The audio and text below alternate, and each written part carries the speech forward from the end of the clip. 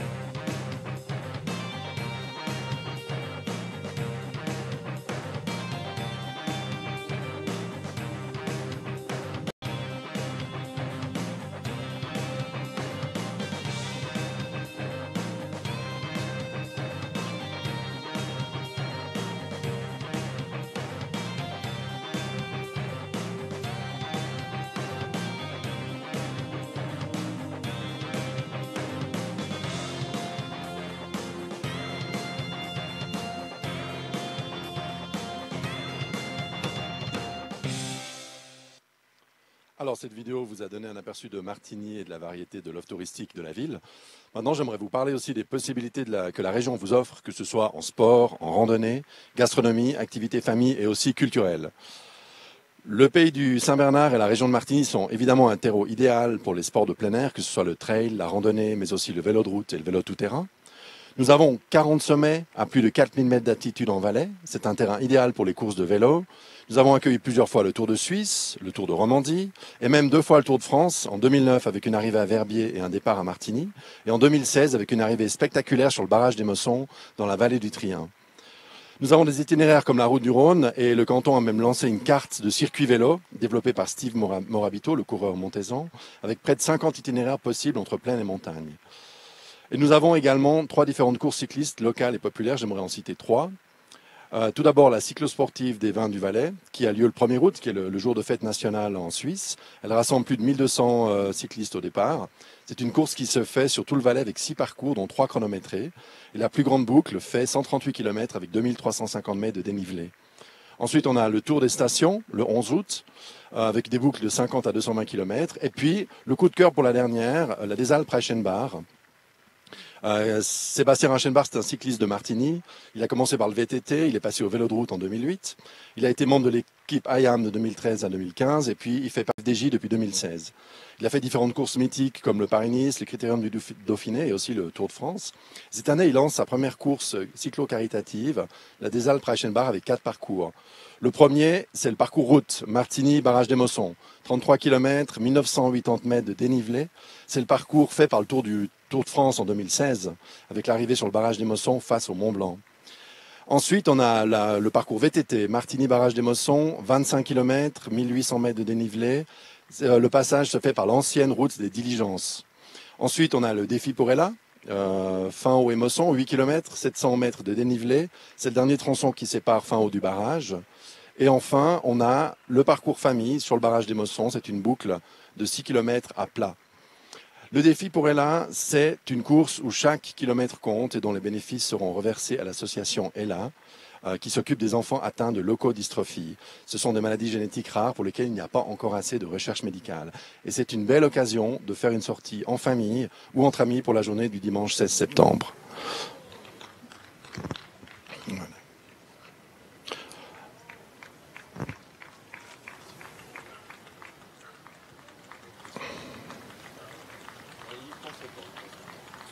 Alors, je vous ai parlé vélo, mais évidemment, le cadre est idéal aussi pour la randonnée. Donc, retour en plaine à Martigny sur le chemin de Vignoble, qui démarre à Plan-Cerisier. C'est un petit hameau niché sur le coteau avec un point de vue dominant sur la vallée du Rhône. La beauté du paysage et la richesse des vins cultivés en Valais s'offrent aux randonneurs sur un tracé de plus de 70 km le long du Rhône. Alors ici, on parle bien du fleuve français qui se jette dans la Méditerranée à Marseille, mais qui prend sa source en Suisse. Un ancien slogan dit que le midi commence à Martigny, et c'est vrai. Nous avons un climat assez chaud et sec, avec 2100 heures d'ensoleillement, un peu moins de 60 cm de précipitations par année, ce qui permet la production de pommes, de poires, d'abricots, d'asperges. Il faut savoir que le vignoble en Valais occupe 5000 hectares et propose plus de 50 cépages, avec des vignes situées entre 450 et 800 mètres d'altitude. Sur le chemin du vignoble, vous allez traverser des villages pittoresques comme Fuy, qui abrite une réserve naturelle et des espèces de plantes grasses comme on en trouve dans le désert. Fuy est le village de la châtaigne. On y trouve également un cépage comme la Petite Arvine, qui est un vin blanc 100% valaisan. Ensuite, on continue vers Saillon, c'est le village de l'Asperge, mais c'est aussi un bourg médiéval, élu plus beau village du Suisse romande, et qui offre aussi des bains thermaux toute l'année. Et en face de Saillon, on trouve le village de Saxon, qui est réputé pour sa production d'abricots. Et le chemin continue ensuite vers l'Étron, village connu pour son humagne rouge ou blanc. Et ensuite, on peut poursuivre vers Chamozon pour découvrir un autre vin qui est le Johannisberg, donc d'un cépage de Sylvaner. Voilà, si vous préférez en fait la fraîcheur de l'eau, la région est riche en gorges creusées dans la roche, comme par exemple les gorges du Trien, assez faciles d'accès, c'est tout à plat, les gorges du Durnan, qui sont plus escarpées et cachées dans la forêt, et enfin les gorges du Daillet. Évidemment, tous ces efforts ça creuse, il ne faut pas oublier les plaisirs de la table et de la gastronomie qui sont très riches en Valais. Alors, je ne vous parlerai pas de la raclette, c'est une spécialité locale parce que c'est mieux de la manger, mais j'aimerais évoquer la fête de la châtaigne à Fuy, qui aura lieu les 13 et 14 octobre 2018. C'est la 25e édition cette année et près de 40 000 personnes sont attendues sur 2 jours. Fuy possède une châtaigneraie de 1000 arbres sur 17 hectares. Il y a également un sentier didactique pour les enfants et les familles, et c'est l'occasion de découvrir la châtaigne sous toutes ses formes. Une autre spécialité locale, c'est la distillerie Morand et ses visites guidées. Donc l'entreprise existe depuis 1889. C'est la 4e génération qui exploite la maison Morand, réputée pour ses sirops, ses liqueurs et ses eaux de vie, comme l'abricotine ou la williamine, qui est une eau de vie de poire William. L'Office de tourisme organise chaque samedi matin à 10 h une visite guidée qui vous fera découvrir les secrets de fabrication et les coulisses de cette grande maison qui exporte dans le monde entier. Évidemment, nous avons aussi plein d'activités pour les familles. Martigny Région, c'est un paradis pour les vacances en famille avec des activités uniques comme le musée chien du Saint-Bernard, le zoo des Marécottes, mais aussi le combat de rennes à la foire du Valais. Donc Barryland, c'est le musée sur les chiens Saint-Bernard qui sont originaires du col du Saint-Bernard entre la Suisse et l'Italie. Ce musée raconte l'histoire des chiens, du col, de l'hospice, mais il permet aussi de voir des vrais chiens, de faire des photos avec eux et même de partir pour faire une petite balade. Le musée est ouvert toute l'année. Un autre endroit unique, c'est le zoo alpin des Marécottes, le plus haut d'Europe, avec un parc de 35 000 m². On y trouve des ours, des loups, des sangliers et même des lynx. Le plus de ce zoo, c'est la magnifique piscine creusée dans la roche, ce qui permet de faire un plongeon quand il fait très chaud en été. Enfin, une dernière activité liée aux animaux, ce sont les combats de rennes. Donc, ce sont des vaches d'airain. Les vaches sont des lutteuses. Elles passent l'été dans les alpages. Et la tradition veut qu'on organise des combats de rennes. Donc, le dernier de l'année a lieu à Martigny, dans l'amphithéâtre, le premier dimanche d'octobre. Et il permet aux éleveurs de s'affronter. Le spectacle dure toute la journée et c'est vraiment typique de chez nous. Et enfin, j'aimerais aborder la culture qui n'est pas en reste. J'aimerais vous parler de 2 lieux emblématiques. Le premier, c'est l'abbaye de Saint-Maurice et son trésor. Elle a été fondée en 515. Elle a traversé les siècles avec sa basilique, son cloître et son site archéologique. Depuis 2015, l'abbaye s'est ouverte au public. Elle a mis en valeur et en lumière son trésor, constitué de pièces d'orfèvrerie inestimables que le public peut désormais visiter. Le second lieu culturel fort, c'est la Fondation Pierre Gianada à Martigny. La fondation s'est construite autour d'un temple romain. Elle abrite le musée archéologique, mais également une collection de voitures anciennes, dont des modèles uniques au monde. Elle propose des expositions d'art de grands artistes et de grands peintres comme Picasso, Matisse ou Rodin. Tout cela dans un magnifique parc avec plus de 35 œuvres d'artistes internationaux. Un parc de sculptures dont on voit ici quelques modèles.